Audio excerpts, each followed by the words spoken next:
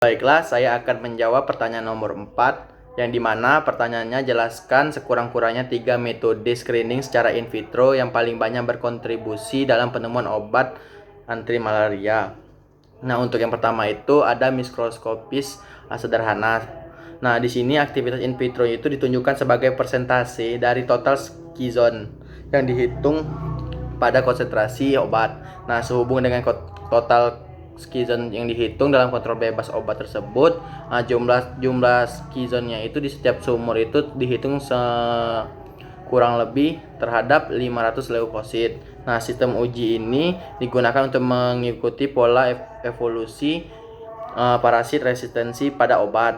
Nah, dan juga dapat digunakan untuk menentukan tingkat dasar sensitivitas obat malaria tersebut. Nah, untuk metode mikroskopis ini kemudian diadopsi untuk merancang mikrotest yang relevan dengan lapangan. Nah, yang kedua ini ada pemeriksaan berdasarkan isotope. Dan untuk pemeriksaan berdasarkan radioisotope ini selama kultur parasit malaria tersebut, trombosit dan eritrosit yang tidak terinfeksi di dalam kultur itu tidak mensintesis RNA, DNA, protein ataupun membrannya. Nah, dan juga untuk leukosit ini tidak dapat berkembang biak dan juga dapat hancur dalam jangka waktu yang tertentu. Nah, jadi di antara semua ini hanya parasit malaria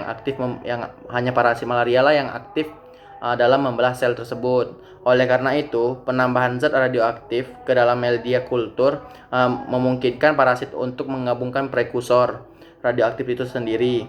Nah, yang tampak merupakan uji pengukuran tidak langsung yang sensitif untuk aktivitas metabolisme parasit. Nah, untuk yang ketiga itu ada uji berbasis fluoresensi. Nah, untuk uji basis fluoresensi itu metode ini merupakan metode pengganti untuk tes radioaktif tersebut. Nah, yang lainnya diakhir pada tahun 1980-an dan juga berlaku untuk screening anti malaria. Nah, kemudian sejumlah pewarna fluoresensi digunakan untuk HTS obat, high throughput system. Kemajuan terbaru dalam implikasi teknologi ini juga tertransfeksi pada parasit malaria, memungkinkan inisiasi jenis garis parasit transgenik yang mengekspresikan reporter berbeda. Nah, untuk sebagian besar uji anti malaria itu juga membutuhkan waktu kurang lebih sekitar 48 sampai 72 jam untuk menghasilkan hasil yang bagus.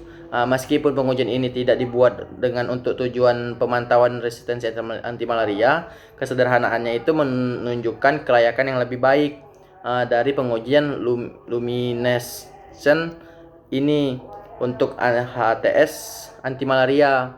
Nah, uji tersebut ditemukan optimal untuk uji anti malaria in vitro, dan pewarna GR menunjukkan sensitivitas optimal dan rentan linearitas terluas dibandingkan dengan pewarna sianin lainnya. Terima kasih.